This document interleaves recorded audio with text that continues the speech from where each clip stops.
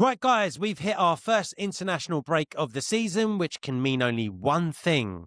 We've all played the first 3 games of the season. Here's our review of the Chelsea season so far. Marky Mark, there's only one place to kick off. It's the first game of the season. You played Palace at home. 0-0 was the result. What are your thoughts? Should have lost that game, to be fair.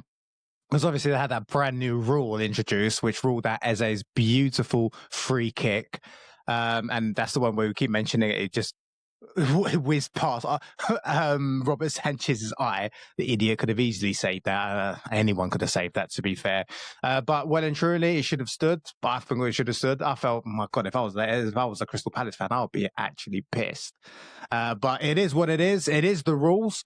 Boring first game. You know, Chelsea come off an exciting demolishment, if that's even a word, of PSG. They did really well against Leverkusen and AC Milan in their pre-season games. They played really well. They were moving the ball forward, and I kind of expected them to carry that on in the first game of the season, which was against Crystal Palace, and that's not what I got. I was bored. I was deflated. I told you in the review that it felt like there was no plan B. With Chelsea, I said previously, it feels like I only get one of two things. The two things are, we play really well, we go out there, we attack, we move the ball so quickly, we cut the lines, yeah? Or we just play so boring, so bland, so side to side. And that's the first game of the season. That's what I felt. I was like, this is boring. I was like, do something, Maresca, right? I did like, though, after the second half, around the 55th minute, he decided to make a change. Not a reactive change, a proactive change, and I rated that. But then he brought on Delap at the 80th minute when we were still 0-0. Why would you do that? Why wouldn't you bring him on 70th minute? I should be the frigging Chelsea manager, bro.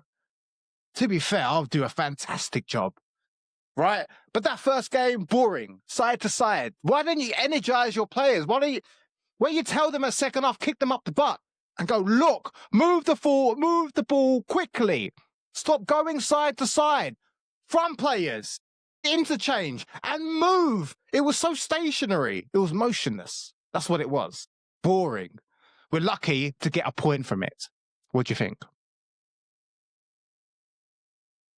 Yeah, I also want to caveat that by giving some credit to Crystal Palace. Look, everything you said, that you covered it off. I don't think Chelsea were great, but Palace is so good under Glasner. Like, he is a good coach that no one talks about, right? Typically, or not many people talk about. There's a lot of coaches that get spoken about in the Premier League. Oh, he's doing a good job. Oh, that person's doing a good job. Or this person's doing a great job. I'll tell you who is doing a great job is Glasner, and he makes the sides very tough, so tough to beat.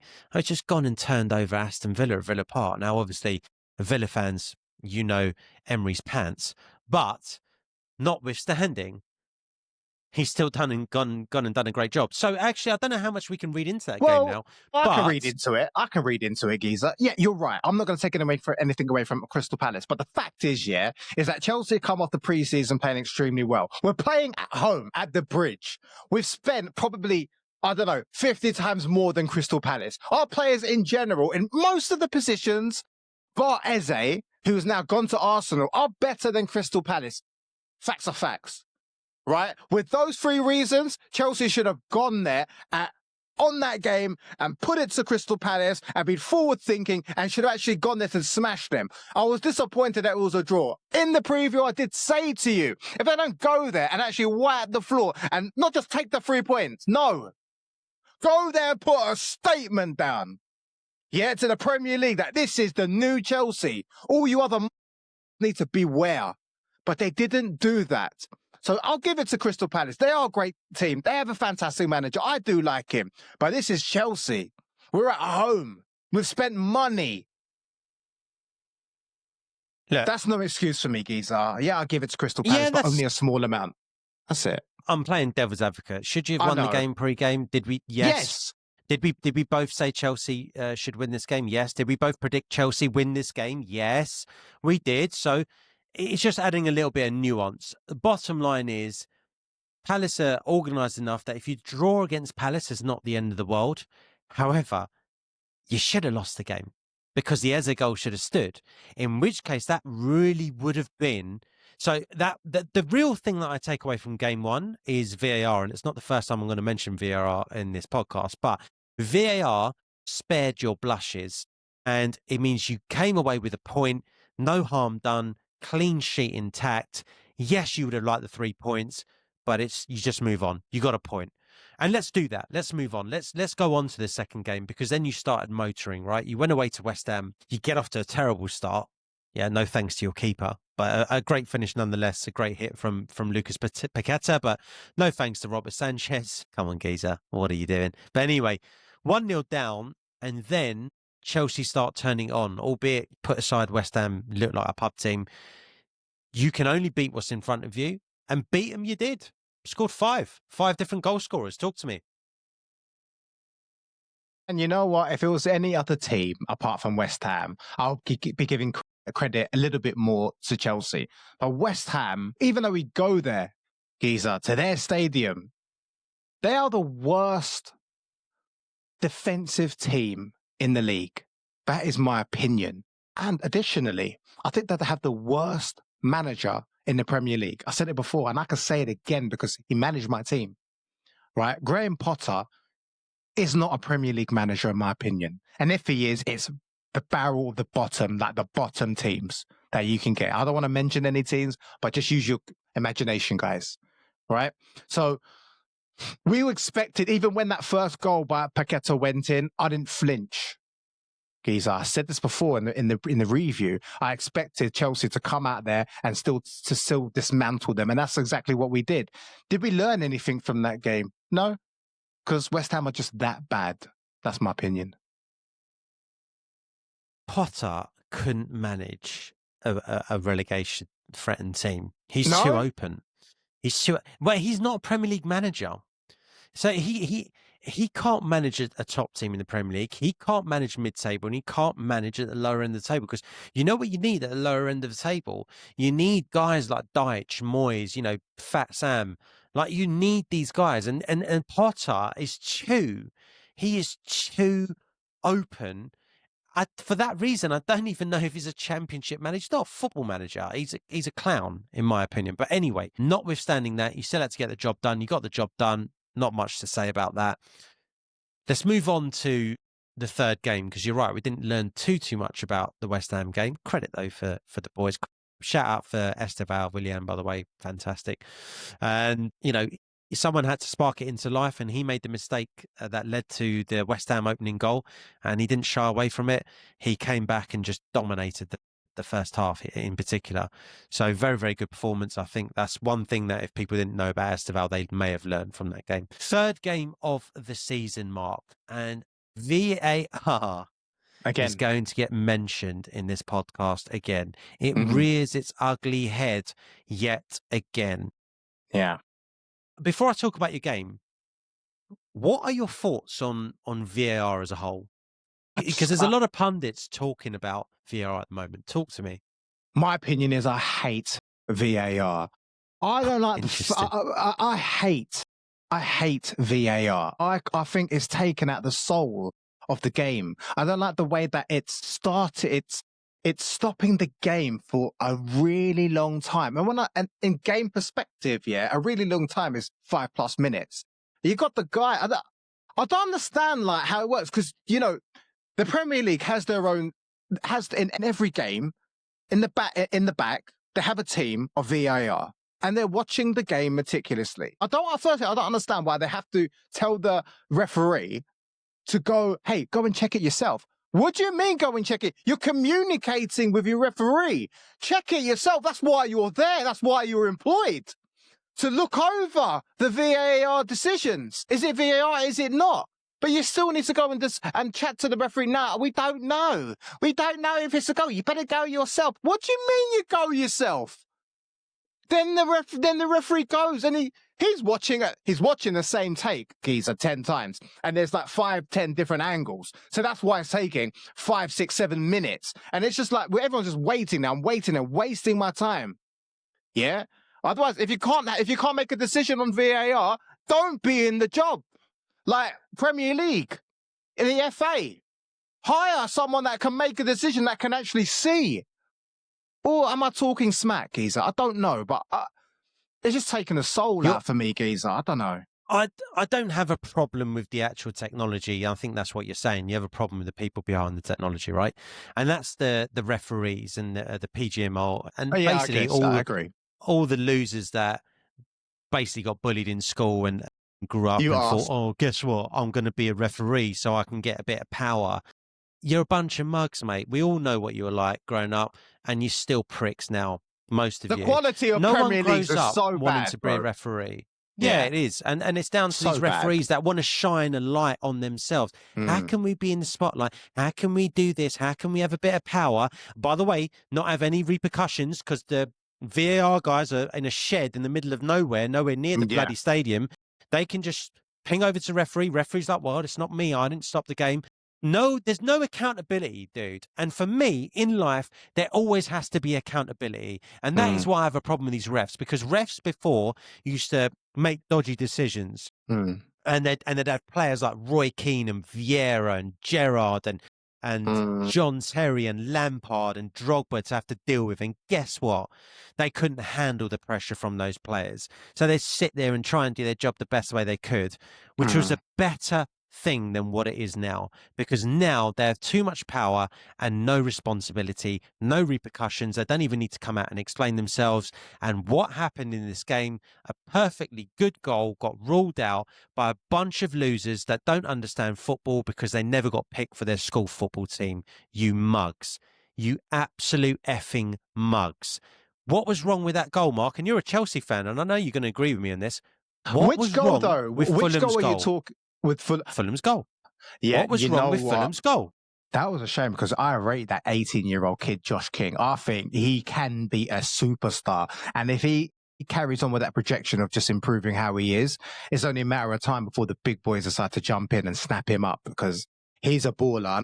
I think honestly, he was probably, especially the first half, probably the best player on the pitch. That goal, I mean, when you look at it in real time, it did not look like anything. It's only when you had to really slow it down. Yeah, he might have stamped on his foot, but it was so minor. Like, to be fair, in my opinion, Chelsea robbed them again. Well, the referee robbed them again. The VAR. You might have won. No, you might have won the game, Mark. You might have ended up winning the game. But the point is that you'd have had to face a challenge being 1-0 down. That's true. And you never went 1-0 down. It was still early in the game. But I agree with what you're saying.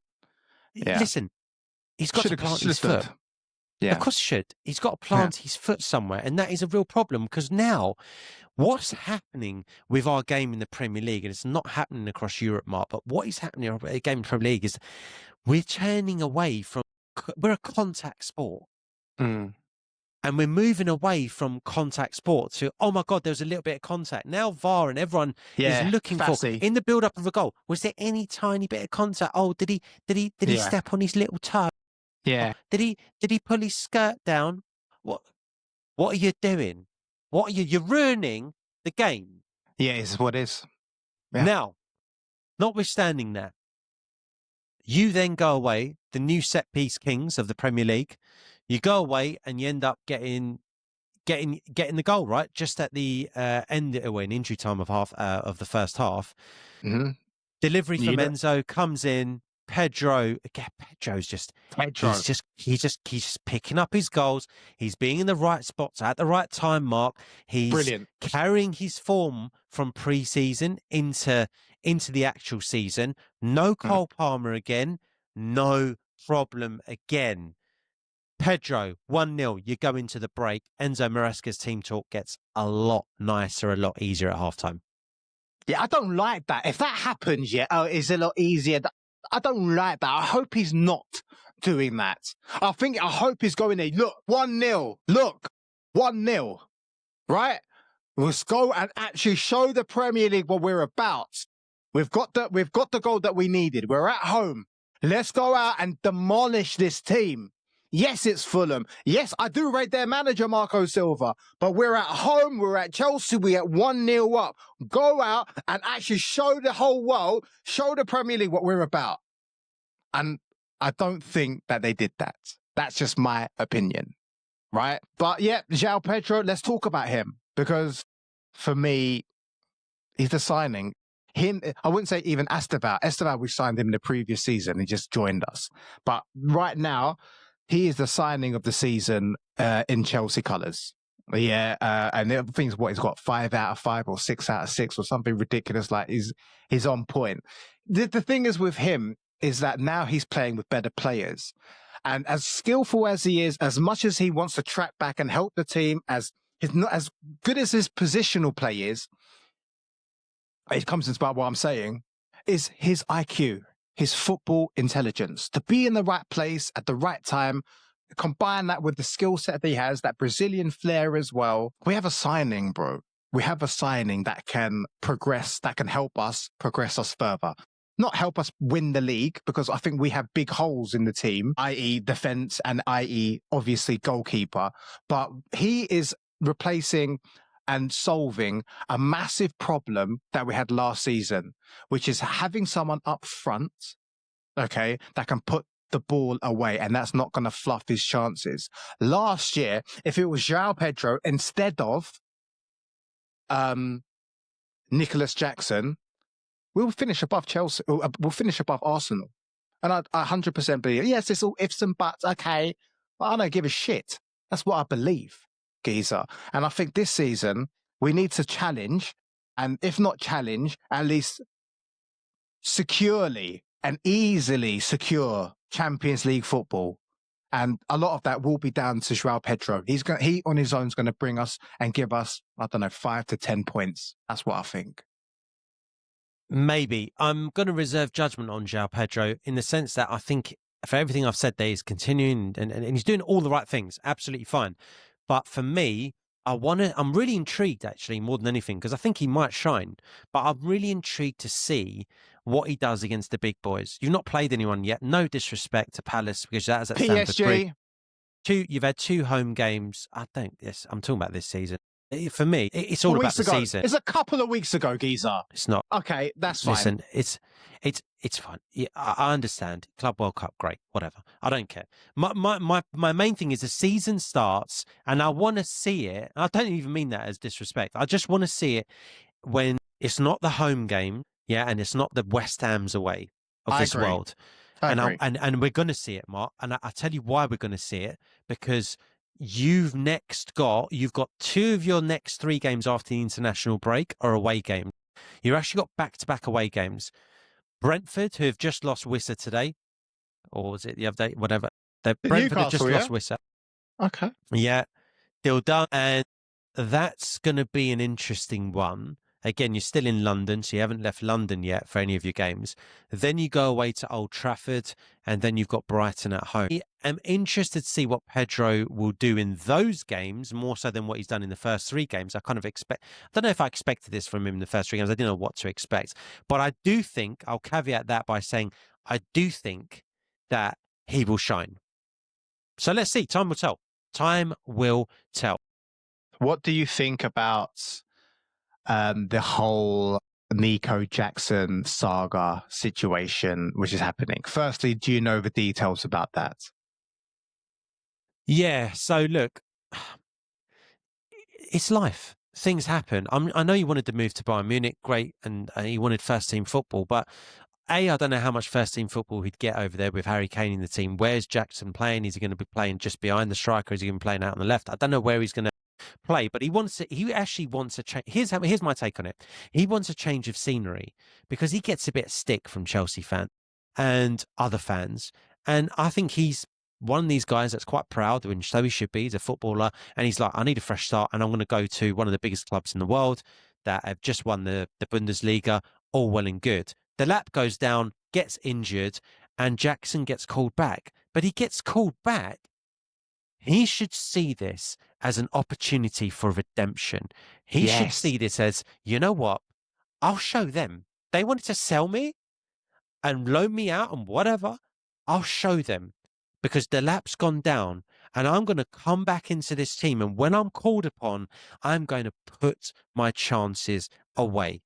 And that's how he should be thinking. Yes. Now, is he thinking like that? No. I don't know. You might know more than I do.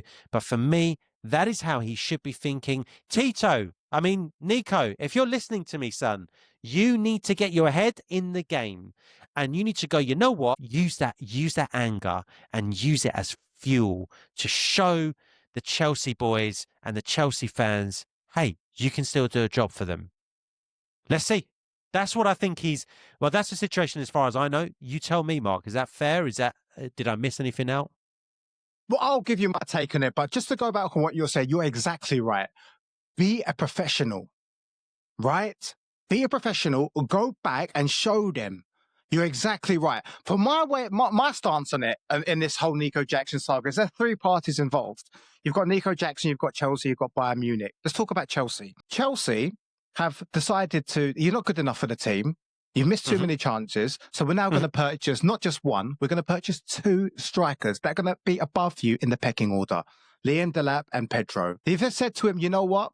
You're probably not going to get that many chances. You might be demoted to the cup games or, one of the other cup games. That's fair.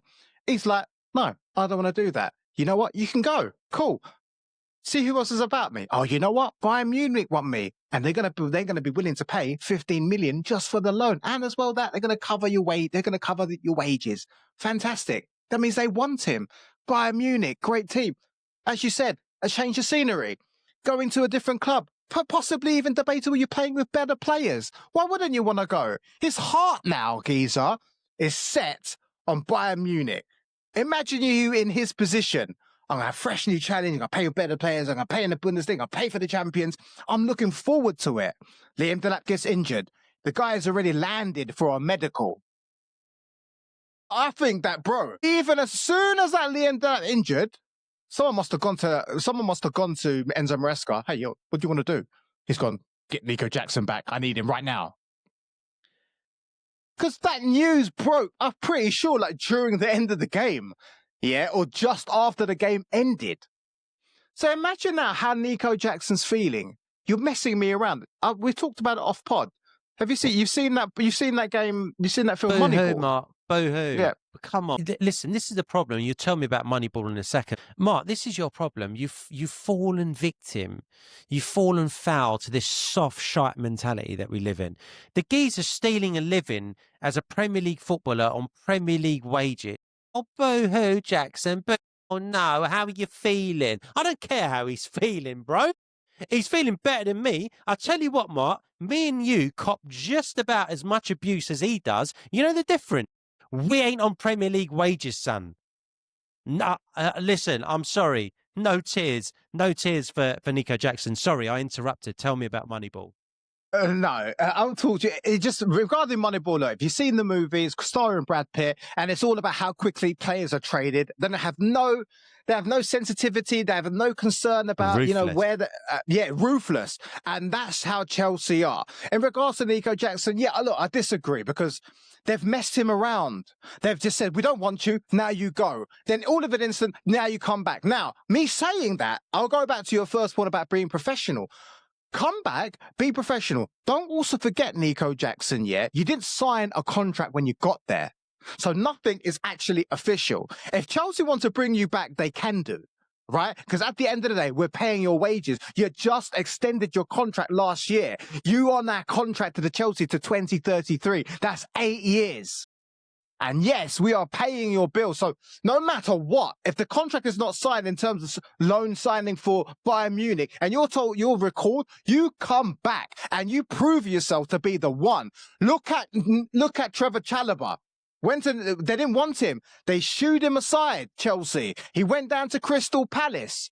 They recalled him after half a season. He came back as a mainstay. Now, if you look at his position, he's actually the first name on the team sheet right now. And that is a perfect example of how a player in that position should act. Okay, I'm called back for Chelsea. Go back to Chelsea. Be professional. You never know. You could probably break into the team again. You could be the next Trevor Chalobah and be the first name on the team sheet. This is the mentality that you need to have. But at the same time, I am putting myself in this position. I'll be a little bit pissed off. You shoot me to the fucking side. You send me off and now you record me back like I'm your dog. I kind of would feel like that. But at the same time... I agree with the first part, dude. But I tell you what, Mark, just on that... There's both sides to it. You pay me you pay me 100 grand a week, yeah? Then you pay for my flight to Germany. I've got a day trip to Germany where I can sit there and have some Steins and eat some massive foot-long Frankfurters, and then I'll come home. And guess what? I ain't coming home to a shithole like Liverpool. I'm coming home to Chelsea, mate, yeah? I'm coming home to Chelsea, the nicest part in London. And I can say that with my chest because I live round the corner. Chelsea is a great place to live. The nicest, it's the most sought after part in London, right? So cry me a river, mate. Cry me a river, Mark. There's all. Look, I like to look at everything. If I was in his position, yeah, I get. You are right. I'm just saying. Of course, I'm right. How I'd feel. Okay, all right, Arsenal guy, relax, isn't it, Mister? I can't. I'm still pissed. Okay, fine. Oh, you know what? I'm still pissed. And you know what? I also have a message. If any Liverpool fans are watching this as well, just remember, guys, you've only beaten us once in the last 4 years in the Premier League. These guys, the amount of stick they've been giving me. Oh, you know what? Liverpool fans are so sensitive. That's why I just mentioned that Liverpool is a shithole. But anyway. You had to do it. Yeah. No, look, fair play, Liverpool. You beat us. Okay, look, let's move on from the saga. We've given our points on that, but interesting for sure. Mark, I'm going to get you to rate Chelsea as a whole, as a team. And I'm going to get you to, I don't need you to do it individually unless you really want to, which we can do. Fine. Totally up to you. It's your team. I will take your steer on this. The other thing I want you to do for us, yeah, and our viewers, is I want you to rate Maresca so far in the first three. So you rate Chelsea as a team in the first 3 games of the season, rate Maresca, and then I want you to give me the prediction for your next 3 games post-international break. Does that sound fair enough? Yeah, sure. For the first, I will do the team. What I'm going to do first is I'm going to rate the team and what I think. I'm going to give them a 6.5 out of 10. That first game and even the third game was a little bit boring, a little bit side to side, especially that first game, and there was no plan B. Like, yeah, 6.5. I'm going to rate the manager. I'm going to give him a 6 out of 10. Because I just don't think that he is inspiring his team enough. I don't think he's getting through to them and translating his message along correctly. I think that otherwise, if he was, Chelsea got the players to really go out and hurt most teams. And I don't think that's the instructions that he's giving to them. Yes, he's made some, I think in the second game, the first game, he made some proactive substitutions after the 55th minute. I like that. But then you brought on Liam Delap on the 80th minute. I don't like that. Some of the team selections he has, they're okay. You started Jamie Gittins, in the first game. I think he's more of a squad player. He's too raw at the moment. I like the fact that when there's no Cole Palmer, I like the fact that you're giving the chance to Estevão. I think a lot of it is on him. I still think he has a lot of work to do. Yeah, 6 out of 10. What was the third one? The next 3 games. What's the next game that we have, Geezer? Remind me. Because you said Manchester United and you said another team. You've got Brentford away first, and then you've got United. United 7 days later, which is sandwiched, I believe, by Munich as well. I think you've got Bayern Munich midweek. So, okay. So you're away to Brentford. So you're going to the GTEC and then you're going away to Old Trafford. Yeah, we'll smash Brentford. We'll smash Brentford. We'll lose against Bayern Munich because just Bayern Munich are just one of the best teams in the world. Chelsea are not at this moment in time. So if I'm betting, man, I'll bet that Bayern Munich win. And we'll smash Manchester United at Old Trafford or at the Bridge. And if we don't, I'll be shocked and disappointed and disheartened. Okay. Yeah. Okay. Then you got Brighton at home. We'll smash them. So 9 points is what you're going for. Here's the thing. Here's my take on Chelsea this season so far. Yeah. My take on Chelsea this season so far, and it's only 3 games in, is so far it's been underwhelming in many ways. I expected more from the 2 home games. Yeah, I think it's been a case of 2 big VAR decisions. But I will say this as well. Your luck goes up and down because we've got such shit refereeing system and such shit unqualified referees in play that you have to ride your luck when you can get it. And if you've had 2 bits of luck from VAR, hey, Make the most of it, and you have. You've taken 7 points from the first 3 games without really clicking into gear, without Cole Palmer.